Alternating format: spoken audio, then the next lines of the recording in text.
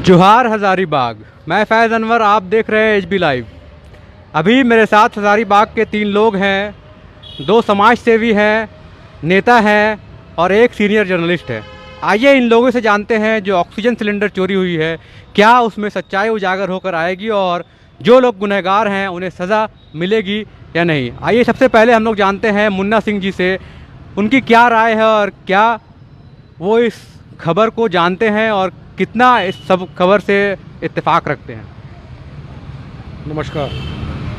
HMCH Hazaribagh में जो cylinder और रेगुलेटर जो चोरी की घटना हुई है, ये पूरी तरह से एचएमसीएच के जो भी पदाधिकारी हैं उनकी जवाबदेही और उनके कर्मचारी का जवाबदेही है।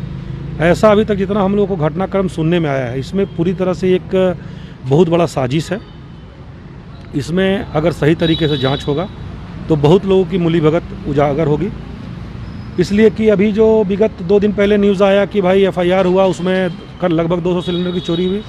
फिर नाटकीय ढंग से ये सुनने में आ रहा है कि बहुत सारे सिलेंडर वापस भी आ रहे हैं। तो क्या ये तमाशा है? और सबसे बड़ा एक महत्वपूर्ण जो विषय जांच का है कि हज़ारीबाग में विगत कुछ दिनों में हम लोग को देखा कि लोग ऑक्सीजन के लिए यहाँ तड़प रहे थे, सदर हॉस्पिटल में, बाकी हॉस्पिटलों में। तो जब एचएमसीएच में इतना भारी मात्रा में ऑक्सीजन सिलेंडर था तो उसका उपयोग किया गया या ना किया गया, या उसकी भी कालाबाजारी की गई, इसका पूरे तरीके से जांच करने की हो सकता है। और वहाँ के जो सुपरिटेंडेंट है, हमको लगता है कि वो व्यक्ति, उनके ऊपर और उनके जितने भी नीचे के जो पदाधिकारी हैं, एकदम गंभीरता से साथ उनका जांच होना चाहिए। इसलिए कि कल सुनने में आया, एक बहन वहाँ गई थी भारतीय जनता पार्टी की, कोई हैं लीगल सेल के, उनका ये स्टेटमेंट देख रहे थे आपके हज़ारीबाग लाइव में ही। उसमें उन्होंने कहा कि हमने एफआईआर देखा नहीं, उसमें साइन कर दिया। अरे भाई, अब पदाधिकारी हैं, कोई कागज़ में आप साइन करते हैं, वो भी एफआईआर करें, कोई तमाशा है क्या? तो घोर लापरवाही, और लापरवाही नहीं, ये पूरा तरह से एक साजिश है जिसमें वहाँ के पदाधिकारी भी संलिप्त हैं। इसका गंभीरता से जांच होना चाहिए, चूँकि लोगों का जान का सवाल है। बिल्कुल। तो देखिए, मुन्ना सिंह ने अपना पक्ष रखा। आइए जानते हैं भैया अभिमन्यु जी से, उनकी क्या राय है और वो कितना मतलब इस खबर से कितना प्रभावित हुए हैं, क्योंकि ये खबर नेशनल मीडिया तक भी जा चुका है। देखिए, जो ये सिलेंडर घोटाला है वो भी इतने विपरीत समय में, जब लोग सांस के बिना, ऑक्सीजन के बिना मर रहे हैं, और उस समय इतना ये हम लोगों का हज़ारीबाग मेडिकल कॉलेज सदर अस्पताल से 200 के लगभग सिलेंडर चोरी हो जाना, ऑक्सीजन मास्क का चोरी हो जाना, ये पूरा झारखंड ही नहीं, हज़ारीबाग नहीं, देश के लिए एक गंभीर बात है। और आप देखेंगे कि ये हॉस्पिटल में इतना तरह का गफलत है कि राम भरोसे चल रहा है ये सदर अस्पताल। और बताइए, एक से एक वहाँ पे पदाधिकारी मौजूद हैं और उनके नज़रों के नीचे से 200 सिलेंडर, 1-2 का बात छोड़िए, 200 सिलेंडर गायब हो जा रहा है। कितने मरीजों का जान मार दिया ये सदर हॉस्पिटल और वहाँ के पदाधिकारी और जो भी कर्मचारी हैं मिल करके। इस ऑक्सीजन सिलेंडर का जो चोरी हुआ है, उस बीच में जितने भी जाने गई हैं उसके जिम्मेवार उस सदर हॉस्पिटल के सारे कर्मचारी और जो पदाधिकारी हैं वो हैं। उन पे हत्या का मुकदमा दर्ज होना चाहिए। और आप देखेंगे कि अचानक से बाकी जो है लोग, अब खबर आने लगा है कि सिलेंडर मिलने लगा है। बताइए, गायब भी हो गया, मिल भी गया, सदर हॉस्पिटल है या चिड़ियाखाना है?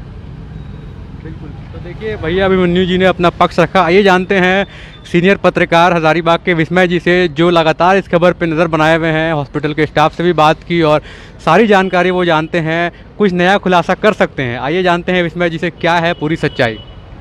देखिए, इस पूरे मामले पे जिस तरह से अभी आप लोगों ने मुन्ना सिंह जी को सुना, भैया मनु प्रसाद को सुना, ये शहर के लोगों का जो दिल का मामला है, कि जो लोग बहुत इस शहर को अपना मानते हैं, अपने जैसा समझते हैं, उनके लिए है ये।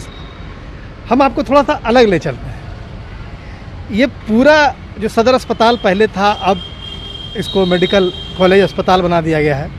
इसके पीछे का खेल क्या है? क्या कोई व्यक्ति ऐसा है कि एफआईआर करेगा तो वो एफआईआर नहीं पढ़ेगा? क्या आप ये समझ सकते हैं कि उसी अस्पताल परिसर में जब से पीपीई किट का इस्तेमाल हो रहा है पिछले 1.5 महीने से, उसको फेंक दिया जाए और उस पर वो जो बायो वेस्ट है उसको आप सही तरीके से, जबकि आप जान रहे हैं कि कोरोना किस तरह से संक्रामक रोग है, और उसके इस्तेमाल, पीपीई किट जो इस्तेमाल करते हैं, वार्ड बॉय करते हैं, जो डॉक्टर करते हैं, उसको आप फेंक दे रहे हैं खुले में। ये उसी परिसर में और पिछले 1.5 माह से है। तो किस हिसाब से लोग चला रहे हैं एचएमसीएच को, ये आप देख सकते हैं। और ये पूरा मामला उसी का है। एक नई कंपनी आती है, उसने उस पूरे जितना भी जो बहाली है उसके मार्फत होता है, उसी वार्ड बॉय के भरोसे पूरा वहाँ का जो कोरोना में जितने लोग भर्ती हैं वो वहाँ पे हैं। 100 डॉक्टर हैं इस पूरे जो हमारा मेडिकल कॉलेज है। क्या 100 डॉक्टर कभी ड्यूटी कर रहे हैं? उनका ड्यूटी का जो रोस्टर है वो कभी सार्वजनिक होता है? पहले आप अखबारों में देखते थे कि आज इन डॉक्टरों का ओपीडी है, ये निकलता था। वो क्यों बंद हो गया? पहले जहां मुश्किल से 12, 15, 25 डॉक्टर थे तब पूरा बढ़िया से अस्पताल चल रहा था। आज 100 डॉक्टर हैं और जहां से उनकी चेकिंग हो सकती है उन सारे चीज़ों को एक एक करके हटा दिया गया है। तो ये एक बहुत अंदर का मामला है, एक मिली भगत है, एक पूरा अगर कहें तो एक साजिश के तहत ये चल रहा है। और हम लोगों ने क्या किया है, हम लोगों ने बोलना छोड़ दिया है। कुछ दिन पहले आप याद कीजिए कि हम अपने मोहल्ले के चाचा से डरते थे जो हमारे कोई रिश्ते में नहीं होते थे, लेकिन वो बुजुर्ग व्यक्ति हमें टोकता था। हम अगर बाहर निकल रहे हैं तो वो हमें टोकता था कि तुम 12 बजे धूप में क्या कर रहे हो जी, यहाँ पत्थर में पेड़ में पत्थर क्यों मार रहे हो जी, कहाँ घूम रहे हो जी, तुम सिनेमा गए थे। तो एक खौफ का माहौल था। धीरे धीरे उन बुजुर्गों ने बच्चों को टोकना छोड़ दिया और आज मोहल्ले गले की स्थिति हो गई है कि कोई एक घर का दूसरा पहचानता नहीं। वही हालत हमारे यहाँ आज अस्पताल या दूसरी चीज़ों का है। जो सार्वजनिक क्षेत्र की चीज़ें हैं उन पे हम लोगों ने सवाल उठाना बंद कर दिया है। कल एक एफआईआर की कोशिश की गई, क्यों नहीं ली गई? अगर कोई व्यक्ति शहर का आपके लिए एफआईआर करने के लिए जाता है तो आपने उस आवेदन को क्यों नहीं एफआईआर में तब्दील किया? अभी तक वो पड़ा हुआ है।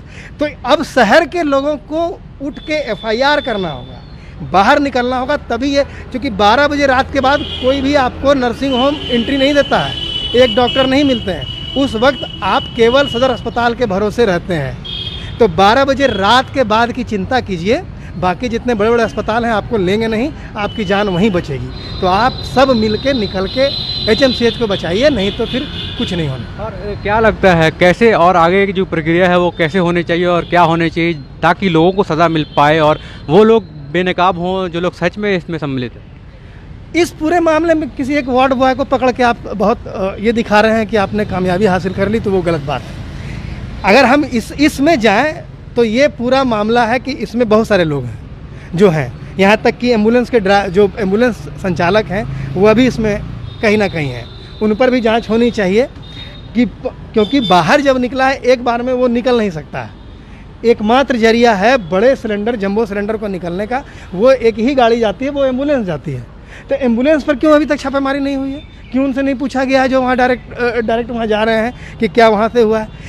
जो मरीज वहाँ भर्ती थे, जिनको ऑक्सीजन था या बाहर जो रेफ़र हो रहे थे, उनकी जांच अभी तक क्यों नहीं हुई है? तो ये होना नहीं है। और अभी अगर डॉक्टर पे जांच करेंगे तो आईएमए आ जाएगा कि भैया डॉक्टर को आप कैसे कर रहे हैं। तो इन सब चीज़ों का जो बड़े डॉक्टर, जब खुद उपायुक्त ने सिलेंडर के ले जाने, उसके जो वो लॉजिस्टिक है, उन सब के लिए एक अधिकारी को, 2 अधिकारी को अस्पताल के डिप्यूट कर दिया, तो उन पे पूछताछ क्यों नहीं हो रही है? बिल्कुल। तो देखिए, जाते आते मैं आखिरी बार इन लोगों का एक बाइट लूँगा। सर, एक आखिरी शब्द एक सेंटेंस में अगर आप बोलना चाहें इस घोटाला की निंदन करना चाहते हैं या फिर इस घटना को आप देखते हैं किस तरह से, एक सेंटेंस में अगर बोलना चाहेंगे तो क्या बोलेंगे? घोर निंदनीय है और ये अब हज़ारीबाग चुप नहीं रहेगा। इसमें बड़ा आंदोलन होगा। अगर प्रशासन नहीं जागा तो इस मुद्दे पे बड़ा आंदोलन होगा। बिल्कुल। अभिमन्यु जी, आप क्या बोलना चाहेंगे? देखिए, अभी तो बहुत ही विपरीत समय है, काफ़ी मरीज हैं और आप जान रहे हैं कि जब सदर हॉस्पिटल में वेंटिलेटर के अभाव में लोग मर रहे थे, उस समय ऑक्सीजन सिलेंडर का चोरी कर लिया गया। तो अभी हमारा ये कहना है कि जल्द से जल्द किसी आईएएस अधिकारी का प्रतिनियुक्ति सदर अस्पताल में हो, ताकि आगे भी लोग के स्वास्थ्य के साथ कोई खिलवाड़ नहीं हो और सदर हॉस्पिटल को अपने आप को दुरुस्त होना होगा, नहीं तो हम लोग घोर आंदोलन चलाने वाले हैं। बिल्कुल। एक सेंटेंस में अगर आप बोले इस पूरे मामले को तो कैसे ख़त्म करेंगे? बस ये है कि ज़मीर को जगाइए, शहरवासी भी और जो काम कर रहे हैं। ज़मीर नहीं है, अब इससे बड़ा संकट नहीं हो सकता है। और इसमें भी अगर आप इस तरह का रवैया रखते हैं, ये जो संकट आया, भगवान करे ऐसा ही संकट होना चाहिए, तभी हम सुधरेंगे। जब ज़मीर ही नहीं है तो फिर कुछ नहीं। बिल्कुल। तो देखिए, हमने बात सुनी हज़ारीबाग के 3 लोगों से जो अलग अलग फील्ड से ताल्लुक़ रखते हैं और सब ने अपनी जो बात रखी उसमें अहम बात यही है कि ये मेडिकल जो है फील्ड वो बहुत इम्पॉर्टेंट है और इसमें अगर काला बाजारी हो रही है, इसमें चोरी हो रही है तो लोग बर्दाश्त नहीं करेंगे। जल्द से जल्द दोषियों को सज़ा मिलनी चाहिए। बहुत बहुत धन्यवाद। मैं फैज़ अनवर, एचबी लाइव से।